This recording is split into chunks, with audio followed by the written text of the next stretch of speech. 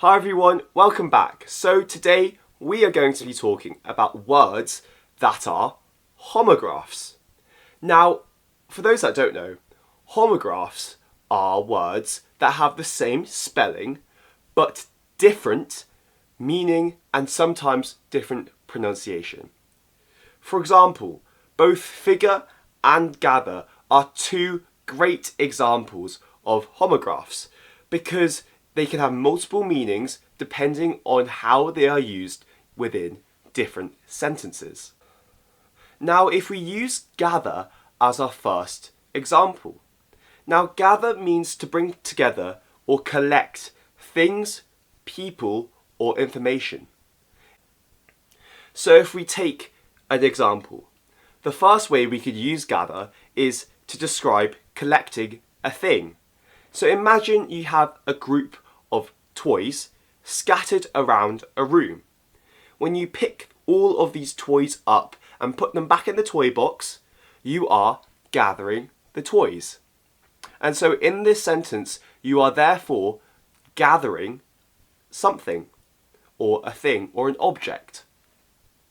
And so in this sentence, you are actually gathering a thing or an object. Every week we went to the river woods to gather herbs, leaves, strange roots. The second example that we could talk about is using gather to collect people. So for example, when your family comes together for a family meal, for example, they all gather at the dining table. And so in this sentence, gather is used to collect a group of people together. We gather here today to celebrate the great truth. We could use gather is to collect information. So if you and your friends have different ideas about where to go for a group trip, for example, or a holiday, you might gather everyone's suggestions to decide where is the best place to go. And so in this sentence, we are using gather to gather information. We must gather evidence because evidence makes us see the truth. Gather could also describe coming to a conclusion or an understanding. I gather you'll be unavailable for chess tonight. Now the second example of a homograph that I mentioned earlier was the word figure. Now figure can be used in three ways. The first way we could use figure as a word in a sentence is to describe something or somebody's shape or form.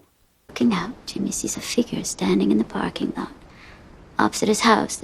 So, in this sense, figure refers to the shape or outline of an object, person, or just generally something. You see a figure coming up the stairs. For instance, when you draw a picture of a person, you are creating a figure of that. I'm taking a figure drawing class. Cool. You may also describe an attractive man or woman as having a nice figure. The second use of the word figure is its use to describe a number or amount. You have a figure in mind? Yeah. So, for example, figure can also mean a number often used when talking about quantities, statistics, or amounts. For example, if someone says, I have 3 apples, and the number 3 is therefore a figure. We could also say some footballers earn a 6-figure salary. It's a figure, i.e. a number. And so the third way we could use figure in a sentence is to describe a person of importance.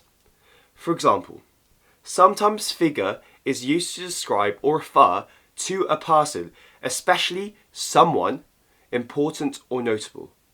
For instance, she was a key figure in the history of science. We also say that a prominent person is also a well-known figure. I guess you think you're, like an authority figure? For example, a celebrity such as Taylor Swift, the Queen, for example, or even Donald Trump would be a figure. And so the fourth way we can use figure is as a verb. So, the word suggests some sort of deciphering or problem solving. So as when you figure something out, you solve that problem. You problem solve and find the answer. Nobody could figure out how that happened. And so unfortunately, this is the end of our video, but hopefully you have learned what a homograph is and also known the 4 different examples of how to use the 2 examples that I gave you, figure and gather. And if you did enjoy this video, we would love it if you could give us a like, hit subscribe, and we'll see you guys next time. Bye.